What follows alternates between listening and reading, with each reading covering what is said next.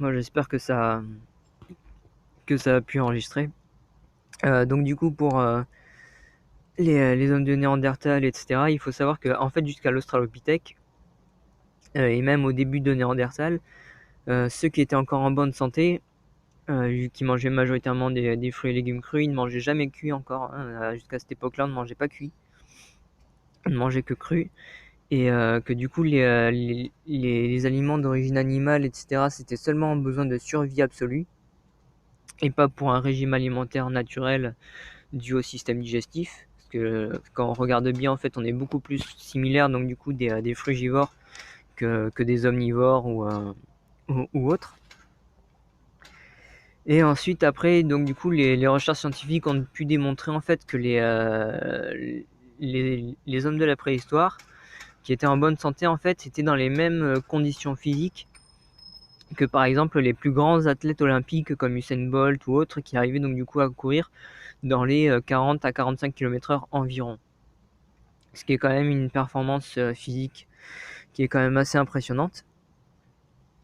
Et donc du coup, le truc, c'est que depuis le Néandertal qui a commencé à s'intoxiquer avec les fumées toxiques, etc., du feu dans les grottes et compagnie, à réduire justement l'espérance de vie des humains depuis des milliers d'années. Le truc, c'est qu'il s'est aussi amoindri en fait physiquement et mentalement.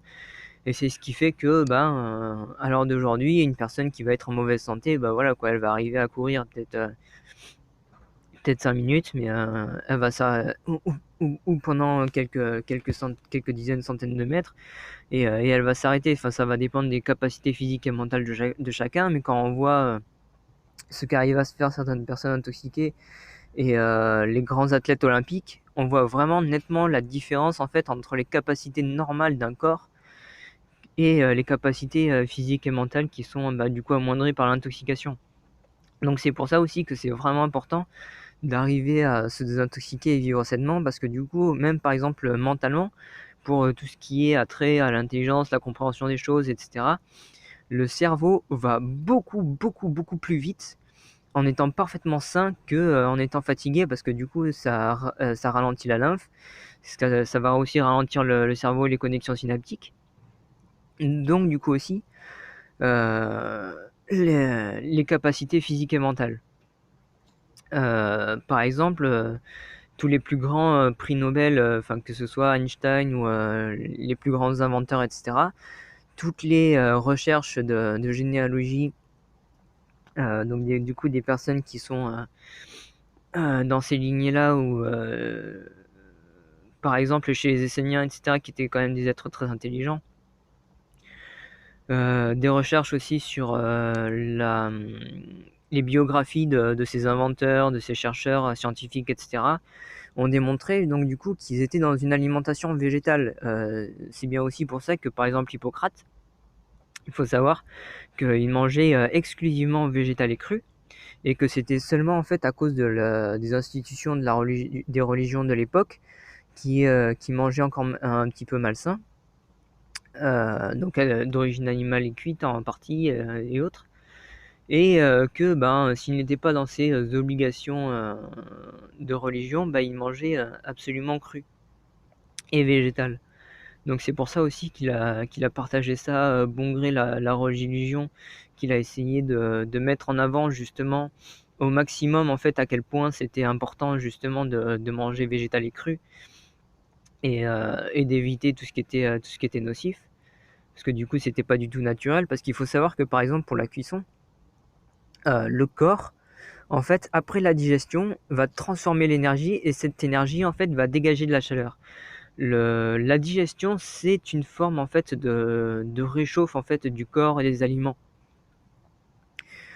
Parce que du coup en fait le corps est environ à 37 degrés, hein, à l'intérieur.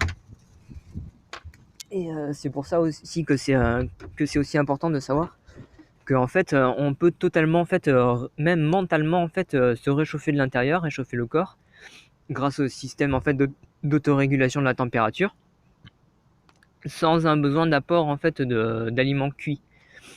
Après, ce qui est bien, c'est que Normalement aussi, on est censé vivre dans un climat assez chaud et on s'est un petit peu éparpillé aussi avec la séparation des continents et cetera, vivre dans différents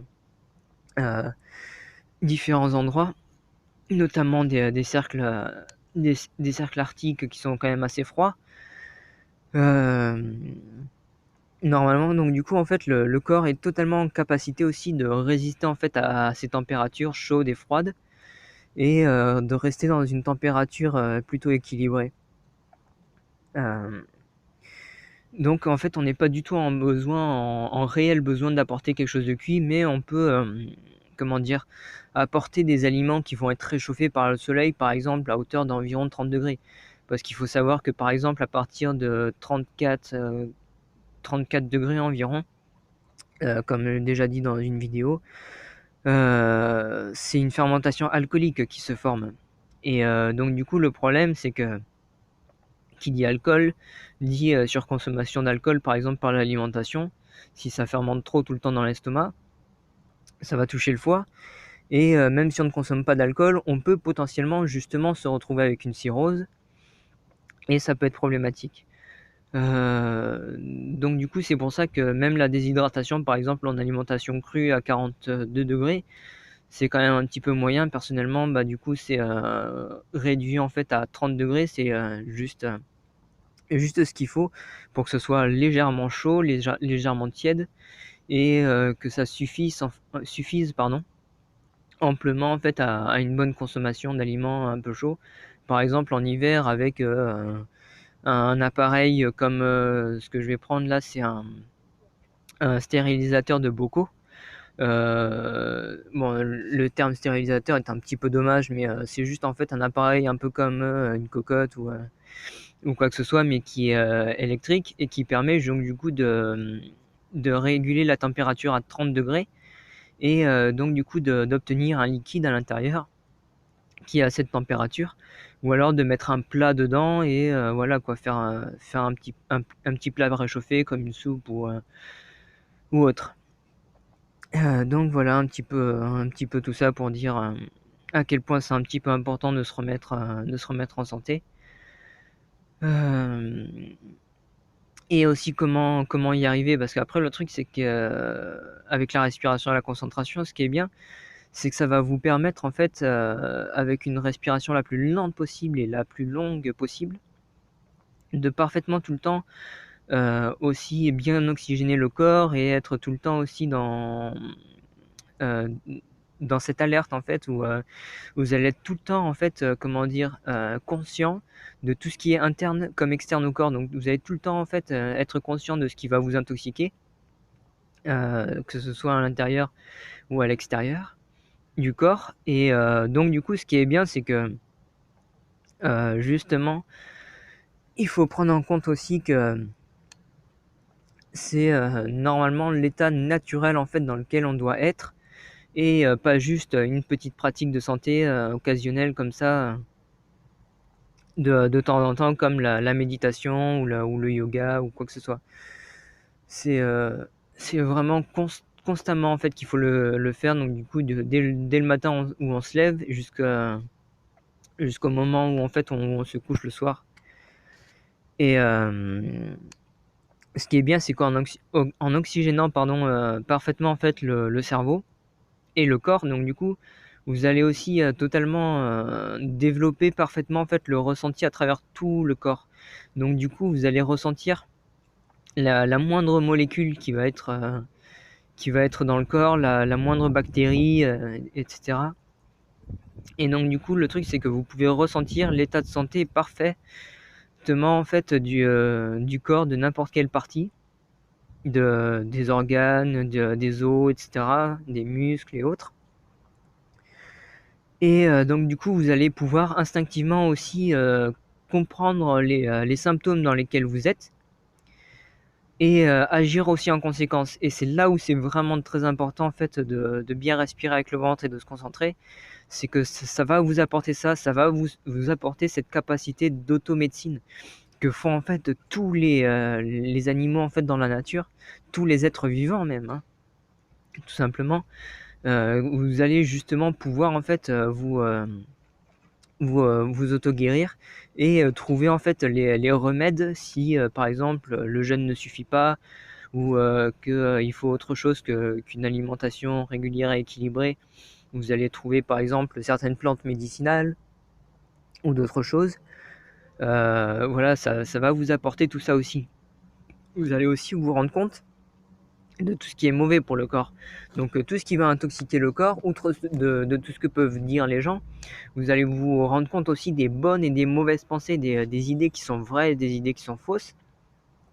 Tout simplement parce qu'en fait, en état de méditation, en état de pleine conscience, le truc c'est que même hors méditation, vous allez être dans cet état avec la respiration et la concentration constante. Donc du coup, en fait, votre esprit, votre, cerveau vont tout le temps, en fait, trier les pensées et vous allez retrouver, en fait, les pensées et les idées qui sont les plus pures, les plus, vraies et saines possibles. Donc vous allez faire un tri, en fait, et une compréhension entre les idées qui sont vraies, entre les idées qui sont fausses, les idées qui sont neutres. Aussi, pour rester aussi dans un certain équilibre. Et de là où en fait vous allez agir instinctivement en fonction de tout ça, en fonction de cette compréhension des choses aussi. Donc avec ça, par exemple, personnellement là sur d'autres vidéos, on peut voir que j'ai acheté par exemple des chaussures qui sont parfaitement végétales et saines, bon du coup avec d'autres vêtements, etc. Il faut savoir que par exemple tout ce qui va être à base de pétrole synthétique, etc., même si parfois sur certains ustensiles en cuisine, on peut trouver des trucs sans BPA et compagnie, ça reste du plastique, ça reste de la transformation par la chaleur. Si on mange cru, c'est important aussi de prendre conscience que dans la vie de tous les jours, nous devons manger aussi autant que nous habiller, euh, que trouver certaines choses qui sont en rapport avec l'hygiène de vie, qui doivent être aussi dans cette optique-là. Bon après, il y a 2 exceptions avec le métal et le verre. Pourquoi? Parce que ça vient de matériaux qui sont, minéraux. Les minéraux, il faut savoir que les volcans, l'activité, du noyau de la Terre est volcanique, justement les fait fondre et les fait, jaillir en fait, et transformer en terre et en métaux. Et donc du coup, sauf si, évidemment, on racle ces parties-là et qu'on se retrouve intoxiqué avec, des milliers de de petits bouts de métal, de métaux, de molécules de métaux et autres minéraux, c'est quand même assez sain. Enfin, on va dire qu'il y a pas vraiment de problème avec ça, quoi. Heu, heu Après, par exemple, on peut, faire usage de matériaux beaucoup plus naturels comme le bois, par exemple, ou d'autres, d'autres matériaux. Hem, Par exemple, des trucs très, très simples, hein, pour n'importe quoi, par exemple, dans le textile, on peut faire usage du latex végétal, de n'importe quelle plante pour les fibres et les tisser, hein. On fait ça avec le coton, le lin, c'est même parti sur, des choses en champignons, avec l'ortie par exemple, outre le chanvre et cetera qui est souvent très utilisé. Des choses d'origine animale par exemple comme la soie et cetera. Après bon, il faut voir aussi si c'est fait dans un cadre éthique, hein, un minimum. Mais la plupart du temps en bio, c'est quand même un petit peu le cas, sauf sur les gros trucs industriels. Bon après voilà quoi, ça c'est un petit peu c'est à certains choix, mais c'est un petit peu important parce que du coup, le truc, c'est que même se vêtir avec des trucs synthétiques, en fait, c'est irritant pour la peau. Les gens ne s'en rendent pas compte, en fait, parce qu'ils sont inconscients. Mais du coup, en pleine conscience, on s'en rend parfaitement compte avec le ressenti. C'est que du coup, en fait, ça nous irrite, ça nous gratte, et cetera. Alors que normalement, en fait, on se sent bien tout le temps.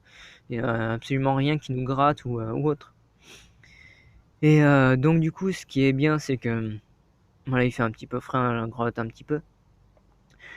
On peut donc du coup essayer de vivre, même dans un monde dans lequel on est à l'heure actuelle, à, plus de 90 sainement si on arrive à trouver les bons endroits, les bonnes choses avec lesquelles vivre. Hop, pardon. Et hem et donc du coup, pallier un petit peu à comment dire? À tous ces méfaits en fait, de toutes ces choses toxiques en fait qui sont apparues avec, différentes causes. Donc du coup voilà, c'est un petit peu tout pour aujourd'hui. Donc du coup c'était Gwenny et je vous retrouve pour, une nouvelle vidéo bientôt. Salut!